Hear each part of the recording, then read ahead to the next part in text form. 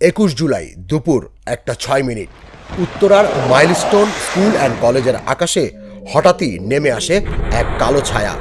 মুহূর্তেই বাংলাদেশ বিমান বাহিনীর যুদ্ধবিমান FT-7 বিধ্বস্ত হয় কলেজের ভবনে। শিক্ষা প্রতিষ্ঠানটির দেয়ালে আগুন, ধোঁয়া আর চারদিকে বাঁচার আকুতি। এই দৃশ্য যেন সিনেমার চেয়েও ভয়াবহ, অথচ হৃদয় বিদারক। কিন্তু এখানেই রহস্যের শুরু।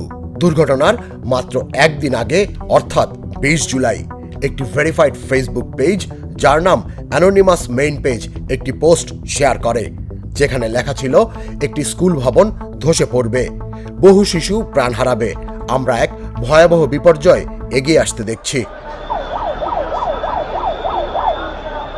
এই পোস্টের পরদিন দুর্ঘটনা ঘটার পর আবারও পোস্ট করে এই গ্রুপটি। তাদের ভাষা ছিল, আমরা সবসময় আগেভাগেই সতর্ক করি, কিন্তু কেউ শোনে না।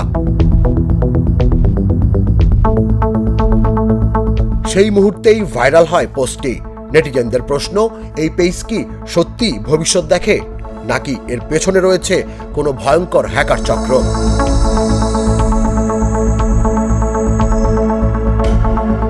এমনকি ঘটনার দিন এই পেজ থেকে বাংলাদেশ সম্পর্কে আরও এক ভয়ঙ্কর ভবিষ্যৎবাণী করা হয়।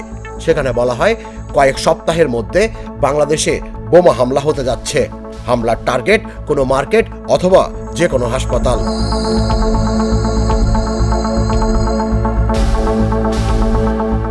সাইবার বিশেষজ্ঞ আব্দুল্লাহ আল ইমরান জানান, এই ভবিষ্যৎবাণী আসলে সাজানো।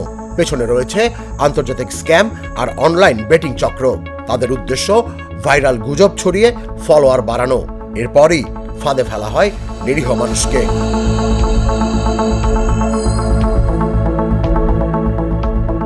তদন্তে আরও বেরিয়ে আসে, এই পেজটি পরিচালনা করছিল মূলত 4 জন, যাদের মধ্যে 2 জন নাইজেরিয়ান, 1 জন আমেরিকান, অপরজনের পরিচয় গোপন। মূলত গুজব ছড়িয়ে বেটিং সাইটের ভিজিটর বাড়ানোই এই চক্রটির কাজ।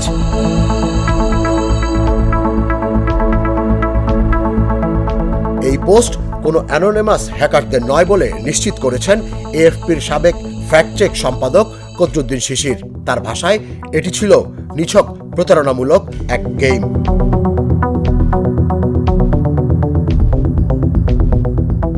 এই ঘটনা শুধু এক ভয়াবহ দুর্ঘটনার নয়, বরং কিভাবে মানুষের আতঙ্ককে পুঁজি করে কিছু চক্র মুনাফা তোলে তারই বাস্তব প্রমাণ।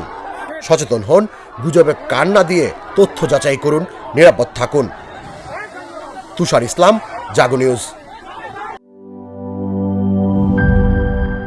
বান্ডেল থাকলে প্রতি সেনমানিতে টাকা বাঁচবে।